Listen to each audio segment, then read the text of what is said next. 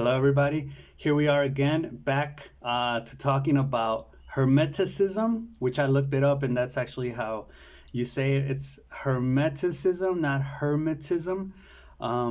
So I'm just Hermeticism. I'm just learning about all this. Like I mentioned, I have been looking at the principles basically right now from the book, the Kybalion or the Kybalion. I think I'm not really sure how you pronounce the book title. It's a very short book. Um, and I guess it does kind of come from like the yogis. I think a yogi person wrote it, William Walker Atkinson, I think. And well, I wanted to make this video because as you get into these notions and these principles and you learn about them, I think there are other, I think there's a lot of in between the lines type of deals here. So you have to really reflect and take your time and really think about what you're reading. So I have four basic initial from the initial ones, four basic initial Hermetic attitudes, which I think you gotta kind of put yourself in to understand these a little bit better. And actually, the book explains these. So the first one is knowing that this is not for everyone, right? So the knowledge that is here, I think it's gonna be like Teflon, like you're made out of Teflon. If you see this information, you're probably gonna understand it, but you're not really gonna comprehend it, right? So the first attitude that you need to know is that, and I found this interesting. I talked about it in the other video that like the beginning of the book is basically like a checkpoint. Like the book says, hey, you're entering now into this terrain of new esoteric, ancient teachings and information. And if you're not ready for it, you're not going to understand it. So you might as well just leave, come back later when you're more prepared, when you're ready. So not everybody is ready for this. I would even say that it finds you, and at the same time, you kind of find it. So if you're on the road, like let's say you see this book or this book is presented to you just casually, and you start reading it, just to see what comes of it, you're probably not gonna continue reading it past that point.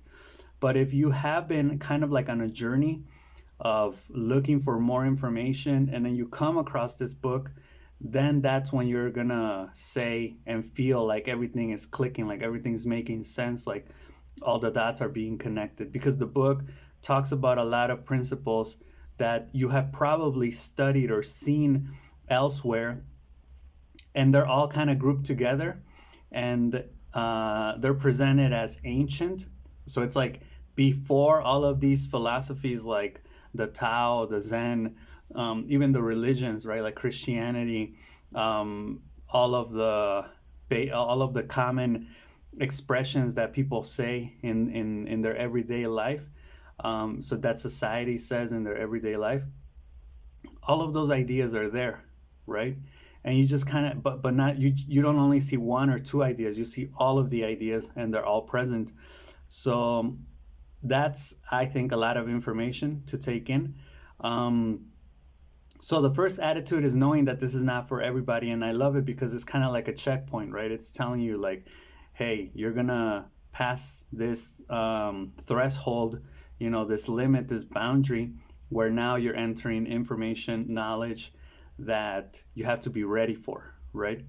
The second one is knowing that the seven principles, knowing the seven principles is not so much for you to just kind of say, oh, hey, like I know the principles, now I'm able to, see them everywhere I go, or maybe even use them. It's not so much that, it's the fact that you're going to neutralize yourself, right? So let me break down the principles right now, because I think That's important. I think it's important to know what the principles are, and I kind of mentioned them in the past video, but now I'm going to like really list them out here. Um, and then I'll talk about the neutralization, or what I understand as neutralizing yourself from them. Excuse me. So here it says also first time. Oh yeah, this is the first time I hear this, which is like very neat information. Okay, so the principles are seven. The first one is the principle of mentalism. The all is mind, it says. The universe is mental.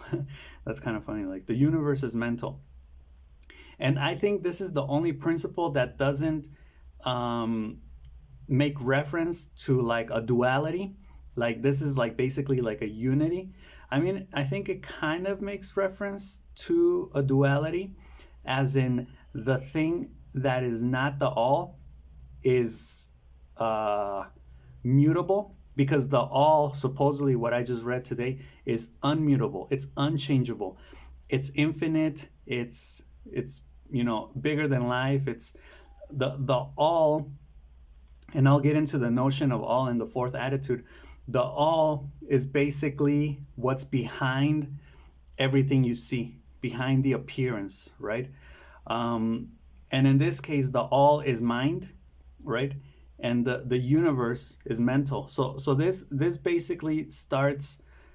You kind of start to see where the alchemic or the transformation ideas are going to come from this, because if everything's mental, and reality doesn't really exist as we know it, like the physical realm, it's all mental, then that means that you can transform things with your mind, right? Basically, this principle, of course, is tied in with other. You see it with The Secret, with positive affirmations, with visualization, right? With meditation, like meditate that you have money, right? Imagine that you have money so you can manifest that into your life, right? This principle is tied in there. So the all is mind.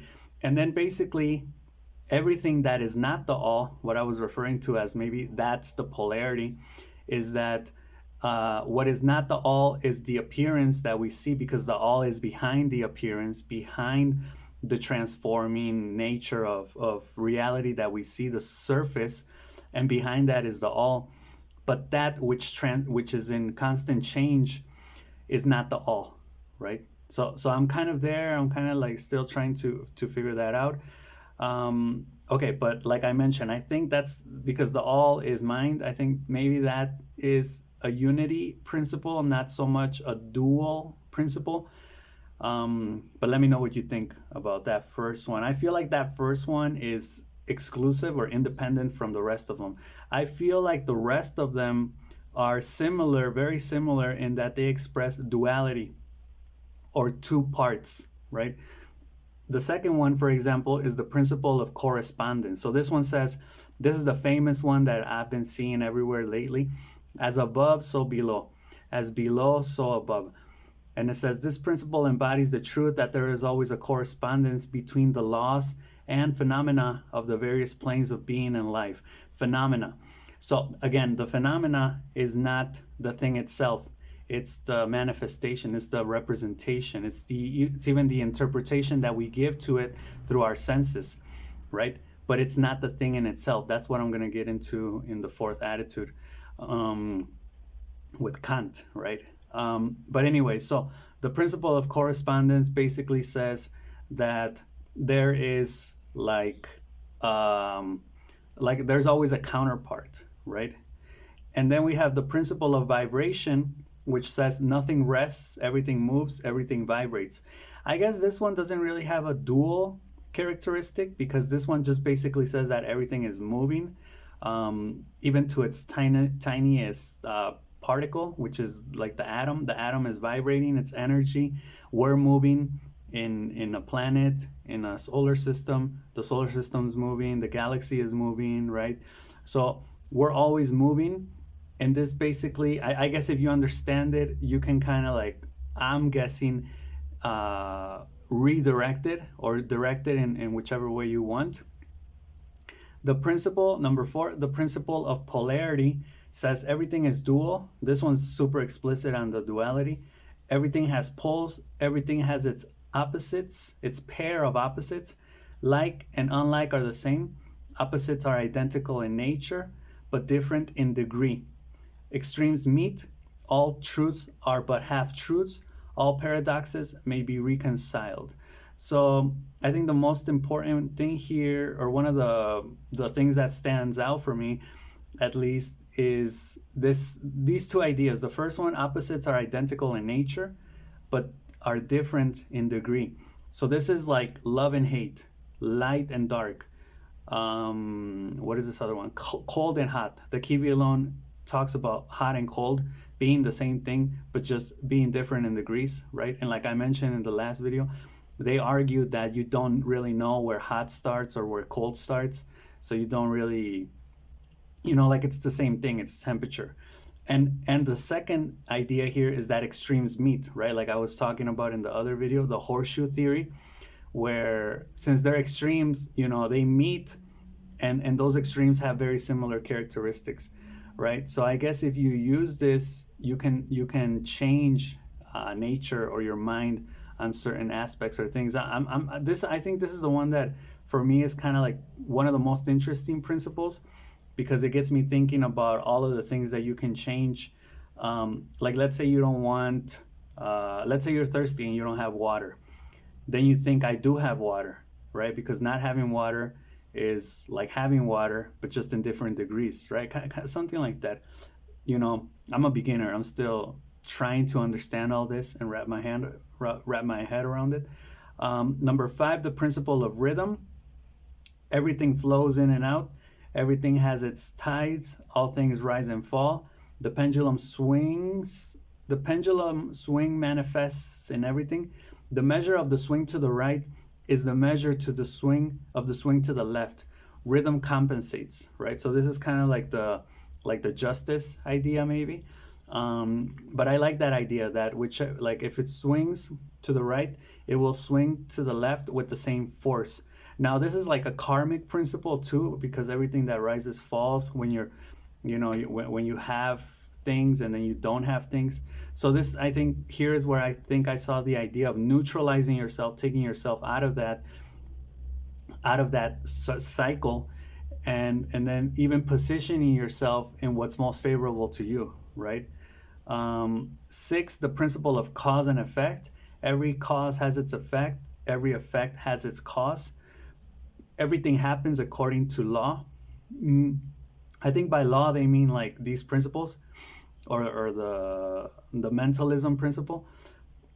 Chance is but a name for law not recognized. I like that. So it's like you think something happens coincidentally, like, oh yeah, I don't know why that happened, like that was weird, but it's just because you don't recognize it. You don't see the causes that led to that consequence or that effect, right? There are many planes of causation, but nothing escapes the law. At the end of the day, you're subject to that law.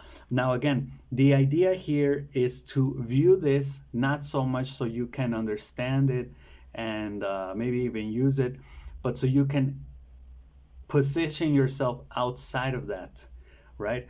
I'm not sure if the first principle, like the all is mind, is different from the rest of the principles, in that the rest of the principles number 2 to 7, I'm still going to get to 7, are about the appearance, right? And it's like getting yourself out of the appearance and maybe connecting with the all, right? Because you're not, they say it's worthless. It's not going to get you anywhere to try to get to know the all, because the all is unknowable. So don't try. If you try, you're just going to go crazy, which makes me think that maybe like philosophers that do go crazy or went crazy, like Nietzsche, were trying to understand the all, right? Which is not understandable. And if you go down that path, like again, like I just said, you're going to go crazy. So, but I think you do need to connect, so you're able to modify maybe all of these appearances, or at least neutralize yourself and take yourself out of there. But yeah, that's cause and effect, right?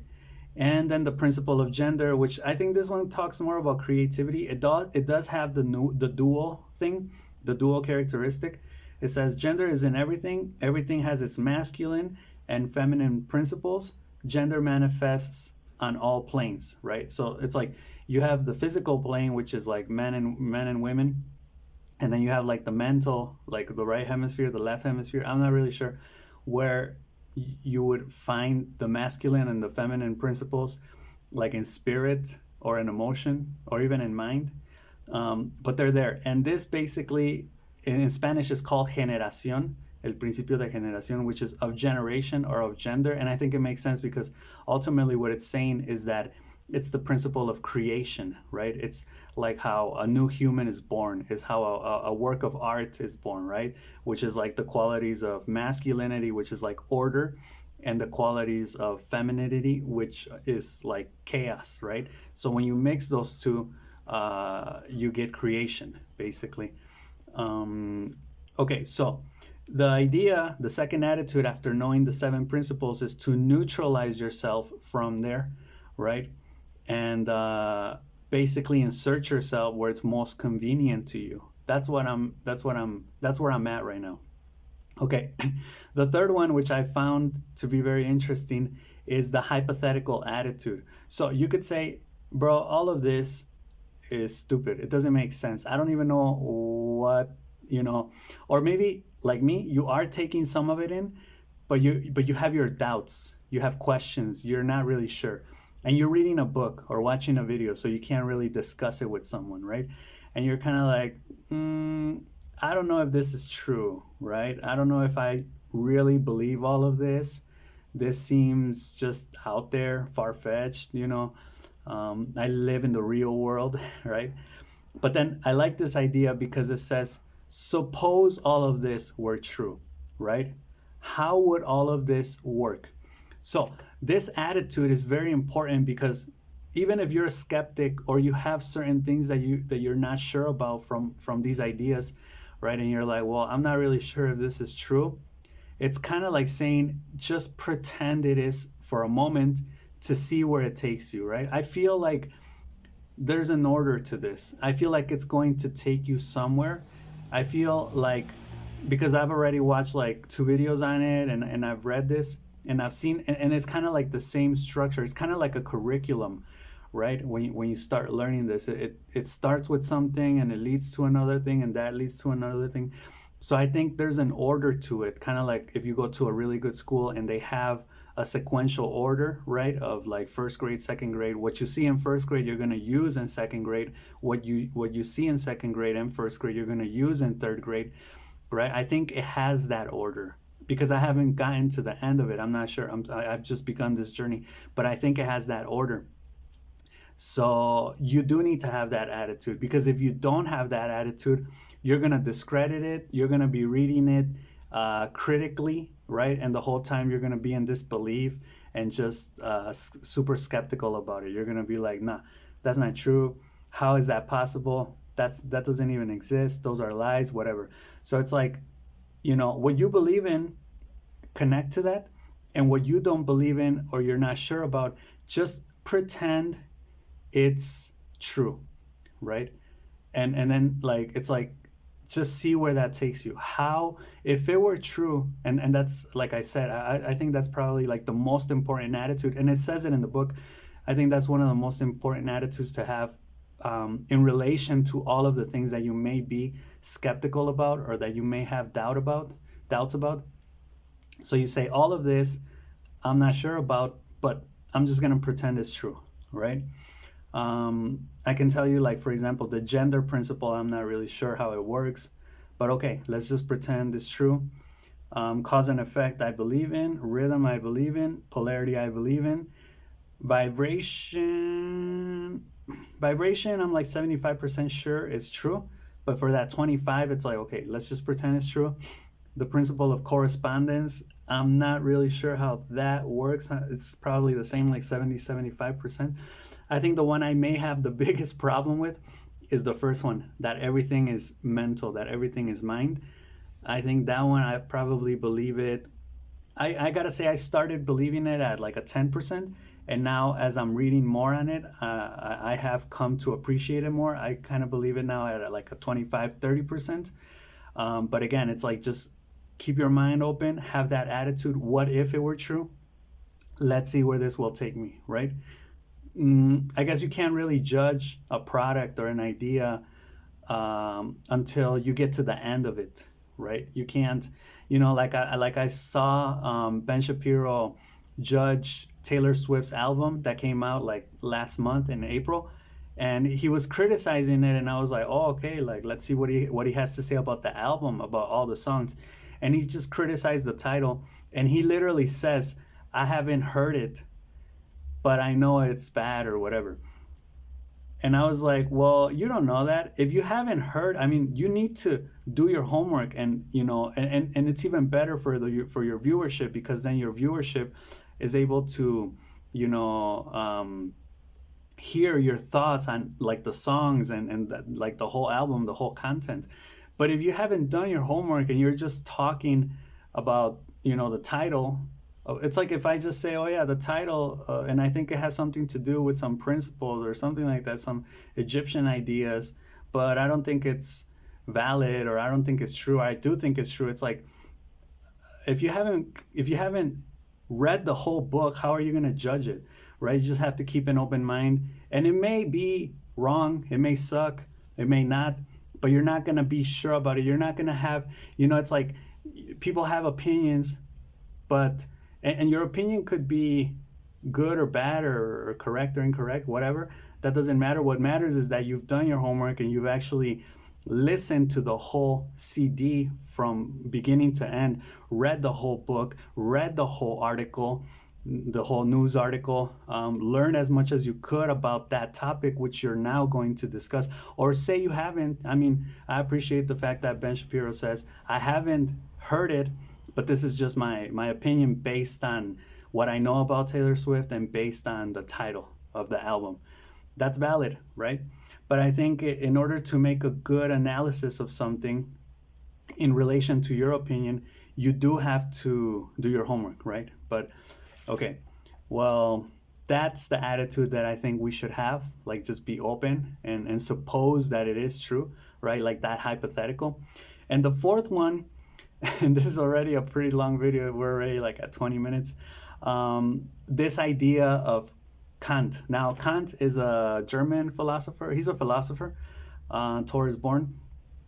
And I think he wrote the book, the Critique of Pure Reason, or something like that, where I think, like Socrates or Plato, he's an idealist. And idealist philosophers, or idealist people, are basically people that kind of like this, like they think that it's all in your head, right? Like your mind is the one that's creating your reality.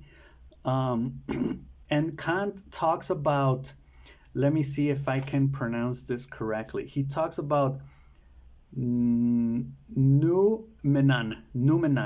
which is Noumeno, noumenon versus phenomenon. So this idea is the idea that there's phenomena, right? In plural, there are phenomena out there that we see, that we perceive as humans, and it's like you see a table and you're like, all right, it's a table, and then it's like, are you 100% sure that's the only thing that is?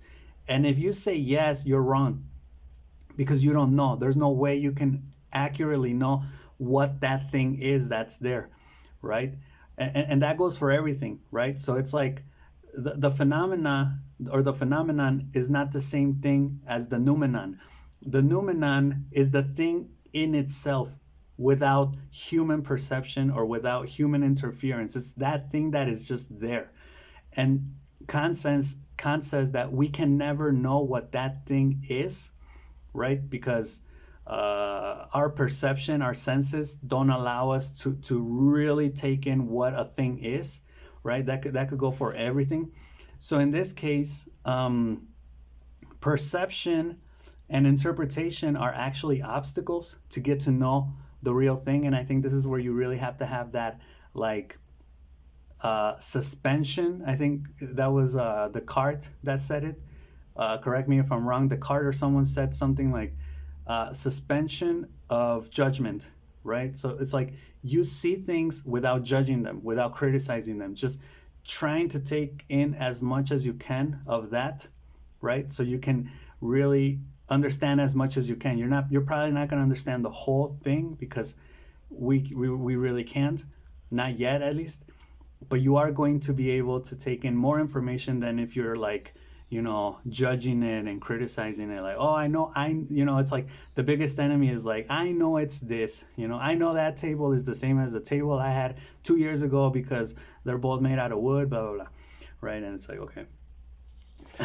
So this idea, I kind of thought about this idea right now when I'm reading about the all, right? And this is the fourth attitude. The all is basically everything that's behind reality. So it's unmovable, and everything that you see on the surface is what's moving, right?